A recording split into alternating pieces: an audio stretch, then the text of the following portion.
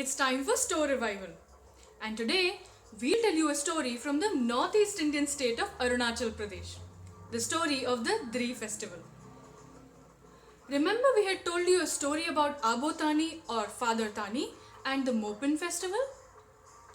Abotani is the ancestor of many tribes in Arunachal Pradesh, including a tribe called Apatani that lives primarily in the Zero Valley in Arunachal Pradesh. The Apatani tribe celebrates the Dree festival every year in the month of July. But why? Let's find out. Once upon a time, Abotani was out in the jungle with his faithful dog. Abotani would hunt for rats, squirrels, and other small animals in the jungle. One day, when he was out for a hunt and looking for a place to set up a trap, Abotani noticed that his dog wasn't following him anymore.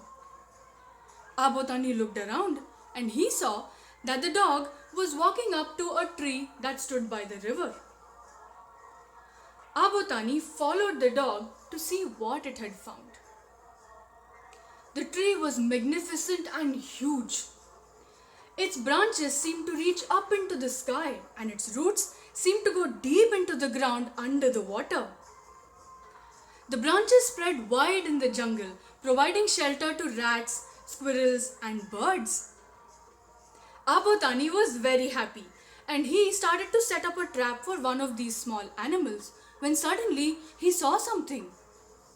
It was green in color. It was hanging from one of the branches of the tree, but its leaves were not like that of the tree. What could it be? There were grains and clusters in it. What could it be? Abotani wondered. Abotani grew more and more curious. He stretched his hand. He jumped. He tried to climb the tree. He tried this and he tried that. But he couldn't reach the bunch hanging from the tree. What was he to do? Now Abotani was a very patient man. He had grown up around nature and he knew that all seeds ripen, become heavy and eventually fall to the ground. Even this bunch would ripen, the seeds would become heavy and eventually it would drop to the ground. And then Abotani would be able to examine it at peace. The season changed and true enough, the bunch wasn't green anymore. It had turned golden. Abotani had been visiting the river every day waiting for just this day. The weight of the ripe seeds hung heavy on the branch. And then, to Abotani's relief, the bunch fell from the tree. Abotani reached out to catch the bunch, but the bunch fell in the river. And then, the mountain river started to carry farther and farther away. Abotani ran along the banks of the river. He tried to follow the bunch. The river twisted and turned and fell from a slope. And Abotani lost track of the bunch. He looked for days in the jungle, but there was no sign of it. Abotani was disappointed. He had waited so long to take a look at the seeds of the bunch. He started to walk back, crestfallen.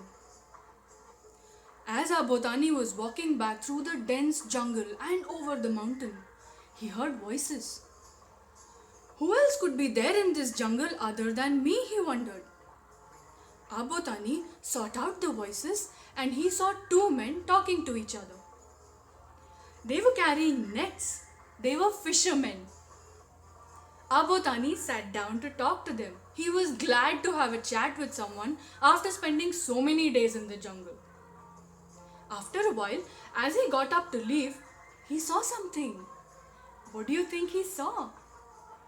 One of the nets, there was stuck a golden bunch with clusters in it. Abotani was overjoyed. Surely, one of the nets of the fishermen had caught the golden bunch along with fish from the river. Abotani asked the fisherman if he could have the golden bunch. The fisherman, not knowing its value, they said, "Sure, dear friend, here you go." Abotani had finally got his hands on the golden bunch with clusters. Do you know what it was? It was rice paddy. Abotani brought it home and showed it to his wife, Dibu.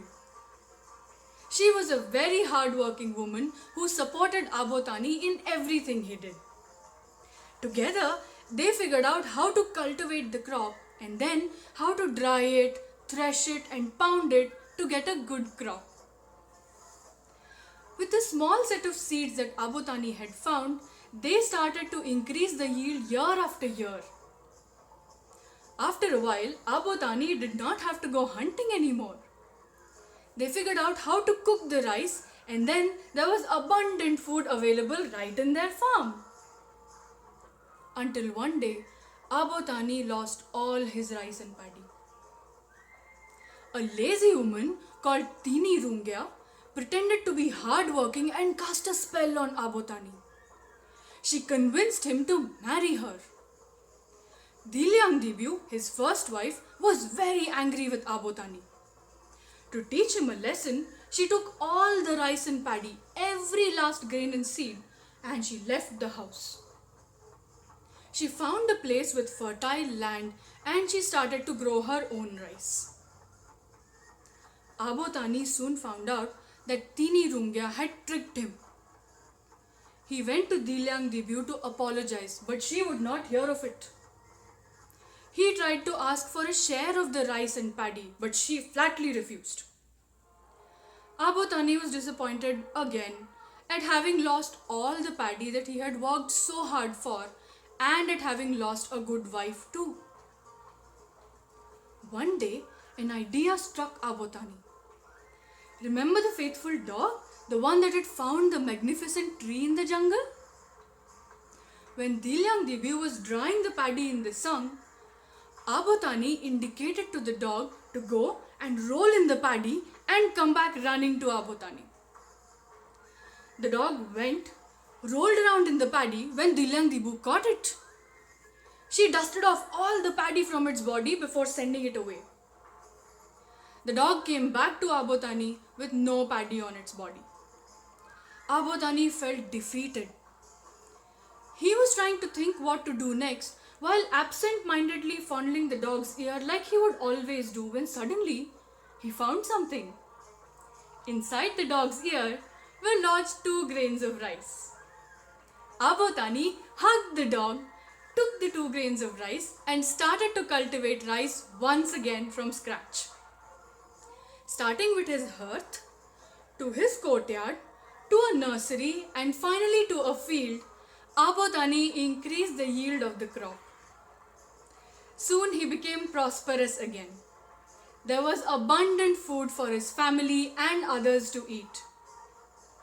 Until he came this close to losing it all over again.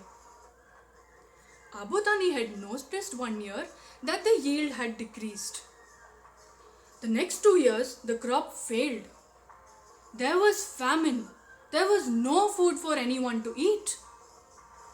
Abotani sought the advice of the village elders and they told him that the Dree were eating the crops, pests and insects. They advised him to propitiate the gods for help.